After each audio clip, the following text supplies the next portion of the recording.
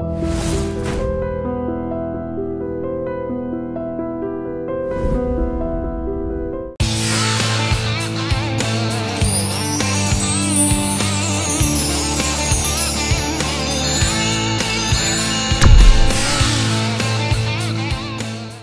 40 ఏళ్లుగా మీరు నిస్వార్థంగా చేస్తున్నారు, అందులో రెండో మాటే లేదు. మీ వల్ల చాలా కొన్ని లక్షల కోట్ల మంది లబ్ధి పొందారు, వాళ్ళ క్యూర్ కూడా అయింది. ఎందుకంటే వాళ్ళే చెప్తున్నారు కదా ఈ మందు వల్ల మాకు తగ్గింది అని. అయితే గడిచిన ఒక 20 ఏళ్లుగా మీ మీద అటాక్ చాలా ఎక్కువగా జరుగుతుంది. హేతువాదులు కానివ్వండి, జన విజ్ఞాన వేదిక కానివ్వండి, వాళ్ళ అభిప్రాయాలు వాళ్ళవి. మీరు మీ పద్ధతిలో ఎంత కరెక్టో వాళ్ళు వాళ్ళ పద్ధతిలోనూ అంత కరెక్ట్. అయితే ఇంత దాడి జరుగుతున్నప్పుడు మీరు ఎప్పుడైనా అనుకున్నారా ఎందుకు మా కుటుంబానికి ఇంత అవసరం, ఎందుకు మేము ఇంత చేయాలా అని ఎప్పుడైనా అనిపించిందా? అనిపించింది. ఇది ఎందు గురించి అనిపించిందో అని అంటుంటే, కొంతమంది మందుల కంపెనీ వాళ్ళే ఆ కాలంలో 94 సంవత్సరం మా అన్నలు వాళ్ళు అందరం ఉన్నప్పుడే, మా అన్నలు ఇక్కడే కవాడిగూడలో వైస్రాయ్ హోటల్ దగ్గర ఉండేవాళ్ళం. అప్పుడు గొడవలప్పుడు అందరం కూడా ఇక్కడ వచ్చాము, కొత్త సిటీకి వచ్చాం. అయితే అప్పుడు మందుల కంపెనీ వాళ్ళు మా దగ్గరికి వచ్చి ఈ ఫార్ములా ఇవ్వమని బ్లాంక్ చెక్ ఇస్తాము అని అన్నారు. అయితే మా అన్నలు మా అందరం కూడా కూర్చొని మేము దాన్ని నిరాకరించినాం.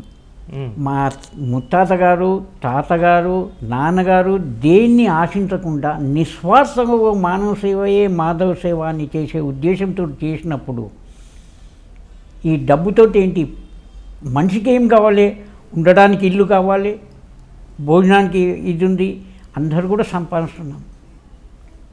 ఉదాహరణకు మా అన్న వాళ్ళకు పెట్రోల్ బంక్స్ ఉన్నాయి, అతనికి ఉంది. రెండో అన్న వాళ్ళకు కూడా బిజినెస్ ఉంది. మాకు కూడా మా 2 అబ్బాయిలు కూడా ఇప్పుడు ఆస్ట్రేలియాలో ఉండి వచ్చారు. నాకు 2 అమ్మాయిలు 2 అబ్బాయిలు. వీళ్ళందరి పెళ్ళిళ్ళు కూడా చేసేసాం. మాకు ఇంకేం కావాలి? మా తాత ముత్తాల కంటే ప్రజా సేవ చేయడమే అది మాకు ముఖ్యం, కానీ ఇది అని ఆశించకుండా మేము ఇది చేస్తూ వస్తున్నాం.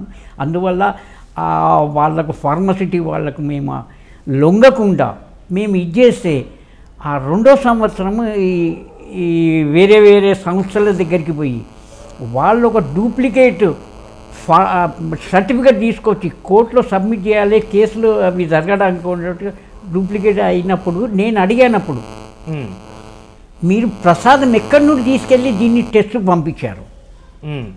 విమ్టా ల్యాబ్ అనేది ఈ దొంగ సర్టిఫికెట్లు ఇవ్వడము, ఈ కళ్ళు ఉంటే, ఆయిల్ ఉంటే, పాలు ఉంటే, ఈ అడల్ట్రేషన్ చేసే వాళ్ళకు 500కు 1000 రూపాయలకు సర్టిఫికెట్ అమ్ముతారు. ఇవాళ రేపు అడల్ట్రేషన్ ప్రతిదీ జరుగుతుంది కదా, అటువంటి వాళ్ళ దగ్గరికి పోయి సర్టిఫికెట్ తీసుకొచ్చి కోర్టులకు ఏదైనా ప్రూఫ్ ఉంటేనే అది అవుతుంది. ఆ సర్టిఫికెట్ తీసి కోర్టులో ఇది చేసి మా మీద చేసినప్పుడు కోర్టుకు వాళ్ళు నెక్స్ట్ ఇయర్ మమ్మల్ని అడిగారు. మేము అప్పుడు వాళ్ళకి చెప్పాము, మా అడ్వకేట్ కూడా చెప్పాడు, దీని గురించి ఎక్కడి నుండి ఈ ప్రసాదం తీసుకెళ్ళారు, దానికి ప్రూఫ్ అడిగారు. మీరు ప్రూఫ్ అడిగాం, ఎక్కడి నుండి తీసుకెళ్ళారు, మీరు ఏదో సర్టిఫికేట్ తీసుకొచ్చి కేసు వేస్తే మేము దానికి బాధ్యులం కాదు అంటే. అయితే అప్పుడు నెక్స్ట్ ఇయరు ఇక్కడ వచ్చి కోర్టు మాకు ఆదేశాలు ఏమి ఇచ్చింది, అడ్వకేట్ జనరల్ని అపాయింట్మెంట్ చేసింది, డ్రగ్ ఎవరైతే ఉందో అతన్ని అపాయింట్ చేసింది, పోలీస్ కంట్రోల్ రూమ్ నుండి కూడా అతన్ని అపాయింట్ చేసింది, పబ్లిక్ నుండి కూడా వీళ్ళందరినీ తీసుకొని 5 మంది ముంగట మా దగ్గర అక్కడ ఎగ్జిబిషన్ సొసైటీలో ఇప్పుడు లక్షల మంది వస్తున్నారు కదా, ఆ టైంలో ప్రతి కౌంటర్ దగ్గర నుండి ప్రసాదం ఒక్క దగ్గర అన్నీ తీసుకొని వచ్చి ఆ బాక్స్ ఏదైతే ఉందో ల్యాబ్కు పంపించడానికి ఆ బాక్స్ని కూడా వ్యాక్యూమ్ చేసి దాన్ని అందరి ముందు సీల్ చేసి, హైదరాబాద్లో ఉన్న మన ఇది ఉంది, భారతదేశంలో ఎన్ని ల్యాబ్లు ఉన్నాయో అన్ని ల్యాబ్లకు కూడా దీనికి టెస్టింగ్కి పంపించండి.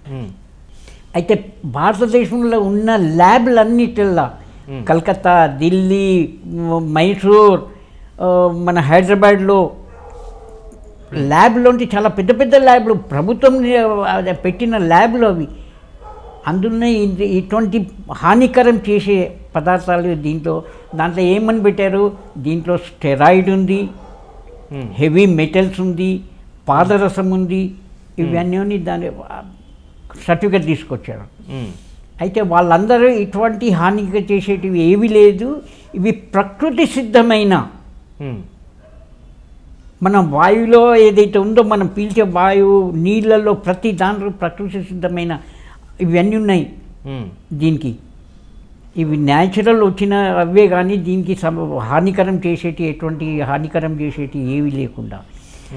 మీకు తెలుసుంటే సార్, మేము నిస్వార్థంగా ఏమన్నా డబ్బు తీసుకొని ఇటువంటి వేరే ఏమన్నా కలిపి దానికి ఇవ్వడానికి అంటుంటే దీంట్లో స్టెరాయిడ్ ఇవ్వడానికి మాకు డబ్బు ఎక్కడి నుండి తేవాలి, ఇంకా మళ్ళీ తర్వాత పాదరసం ఇవన్నీ లక్షల మంది వచ్చిన వాళ్ళకి ఇవన్నీ చేసి మేము ఆశిస్తున్నాము, దానివల్ల ఏమన్నా లాభం పొందుతున్నాము అంటే ప్రతి వాళ్ళు కూడా ప్రజలంతా ఇది గారు,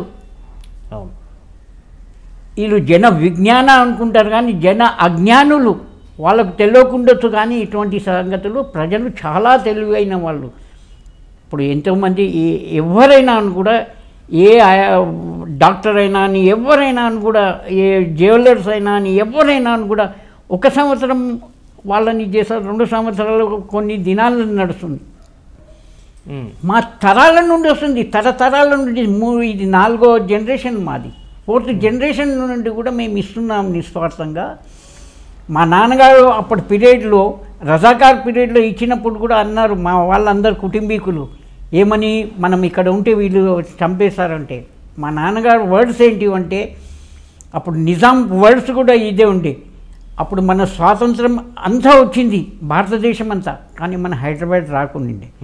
అయితే నిజాం ఏమన్నాడు, అప్పుడు సర్దార్ వల్లభాయ్ పటేల్ ఇక్కడ వచ్చినప్పుడు, ఒక సైడ్ చార్మినార్కు ఒక సైడు మేము గోల్డ్, ఒక సైడు రత్నాలు అవి ఇవన్నీ ఇది చేస్తాం, ఒక సైడ్ సిల్వర్, ఒక సైడ్ ఇది అంతా చేసినప్పుడు దానికి ఒప్పుకోకుండా ఇది ప్రజలకు ఇది చేయాలని ఆ ఉద్దేశంతో దీన్ని కూడా స్వాతంత్రం ప్రకటించింటారన్నమాట. అయితే వాళ్ళు చనిపోయేప్పుడు ఏం తీసుకెళ్ళారు,